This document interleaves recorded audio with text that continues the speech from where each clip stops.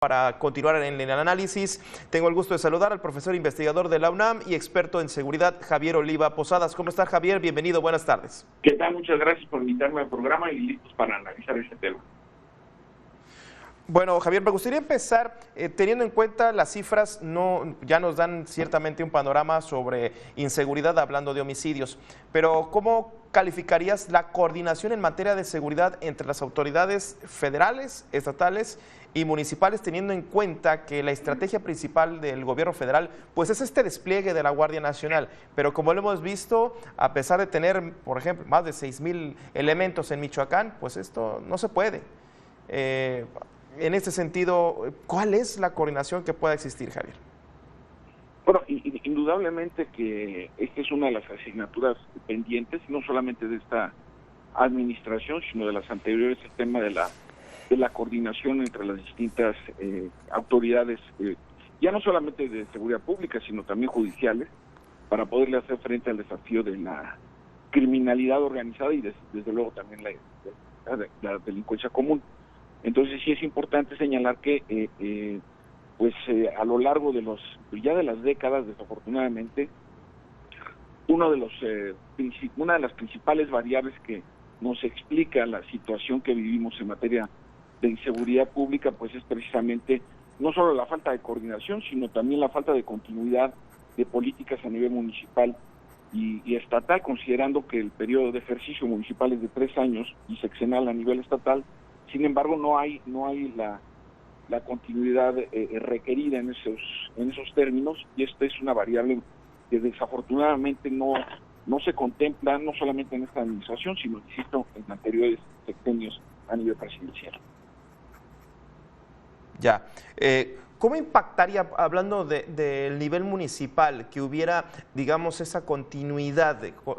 En estas elecciones hay varios municipios que van a continuar con el mismo partido, aunque no es el mismo presidente o presidenta municipal, sí, digamos, hay un cambio. Y muchas veces pues ganan más los egos de los políticos que de pronto empiezan de cero, aunque sea el mismo partido. ¿Cuál será, haciendo el análisis en el nivel municipal, estatal y federal, lo que debería de continuar? No, indudablemente que y sí es importante subrayar la falta de continuidad en la mayor parte de los casos a nivel local, pues implica un desperdicio muy importante no solamente de recursos, sino sobre todo de tiempo, ¿no? La imposibilidad de poder darle cierta coherencia, estabilidad a la carrera de policía a nivel local y cómo continuamente se inventan funcionarios que no tienen pues ni preparación ni idea respecto de las responsabilidades que implica trabajar en el sector de la seguridad pública. Entonces ahí me parece que hay un faltante muy importante en esos términos, y además hay que recordar que en esta administración se suprimió uno de los principales recursos a nivel fiscal, como era el FAST, que es el Fondo de Apoyo a la Seguridad Pública local, impulsado sobre todo por el partido Morena, ¿no? Le recortaron 1/3 a los recursos a la seguridad pública. Entonces es difícil, porque también estas variables que estamos observando pues inciden directamente en la imposibilidad de encontrar medidas a nivel local para garantizar cierto tipo de estabilidad, y lo vemos, no hay presupuesto. Alrededor de 208 municipios que recibían apoyo fiscal a través de este Fondo Municipal Federal ya no lo perciben. Entonces también el crecimiento de las expresiones de la actividad delictiva pues en parte se explican también por este tipo de decisiones, que a mí me parece que no le dan ninguna continuidad a programa alguno. Ya. Sí, por supuesto. Se resume muchísimas veces al tema presupuesto, y si obviamente no hay un presupuesto destinado que se mantenga y que se esté recortando, pues cada vez menos espacios o más espacios va a estar ganando la criminalidad. La semana pasada el presidente hizo unas declaraciones que me parece llamaron la atención en materia de seguridad, y este gobierno no es de los que reconocen errores ni tampoco que da giros de 180 grados a sus políticas públicas, pero en este caso el presidente en materia de inseguridad pues dijo y reconoció en cierta manera que pues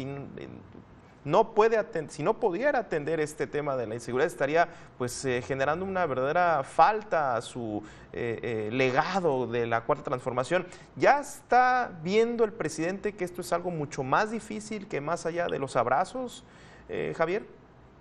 Pues la verdad es que si nosotros analizamos las políticas de seguridad de sexenios anteriores, lo que estamos observando es una reiteración de no reconocer errores y ajustar la política de seguridad en turno para poder dar mejores resultados. Lo mismo sucedió para hablar del año 2000 para acá, lo mismo sucedió con Vicente Fox, con Felipe Calderón y desde luego con Enrique Peña, que nunca modificaron un ápice su política de seguridad.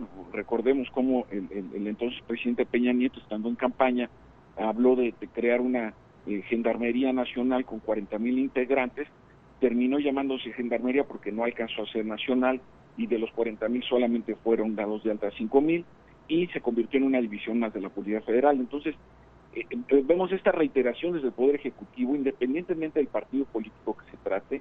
No hay una disposición a un ejercicio autocrítico y de ajuste a las políticas de seguridad. Y también a lo que se parecen estas 4 administraciones es la recurrencia a las Fuerzas Armadas para que los apoyen de manera central en materia de seguridad pública. Entonces, aquí no es un asunto de partidos políticos, sino más bien una estructura del régimen político que tenemos presidencialista, donde se escabulle o evita, y me refiero al Poder Ejecutivo en términos analíticos, la posibilidad de hacer ajustes o reconocer fallas.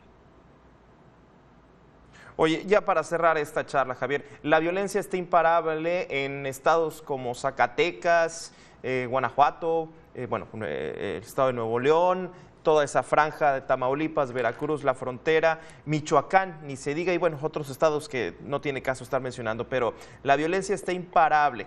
¿Qué ruta ves para el resto de este sexenio, Javier? Bueno, a mí me parece que el anuncio del desplazamiento de la Guardia Nacional a la Secretaría de la Defensa Nacional, a mí sí me parece que es un acierto.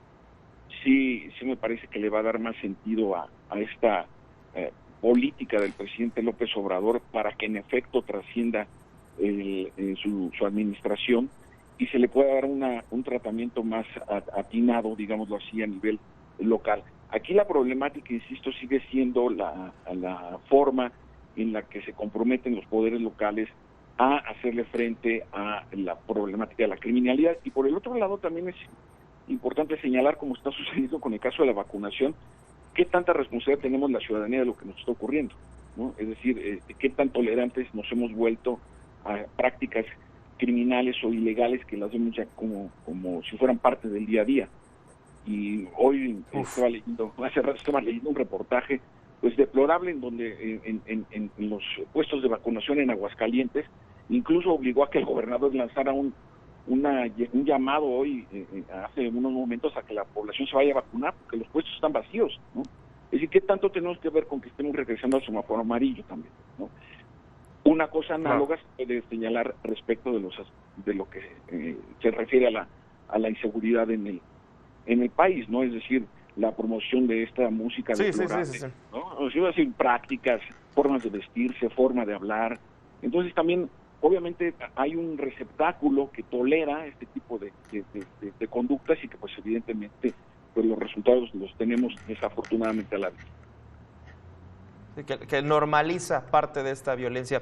Bueno, pues Javier, muchísimas gracias por esta charla, como siempre, bienvenida a La Opinión. Muchísimas gracias a ti por la oportunidad y nada más recordar que incluso hasta series exitosas que hacen apología del delito, pues son consumidas por el público. Lo que habría que hacer es boicotearlas y no verlas, ¿no? En todo caso. Pero bueno, ya veremos. Bueno. Ya, gracias.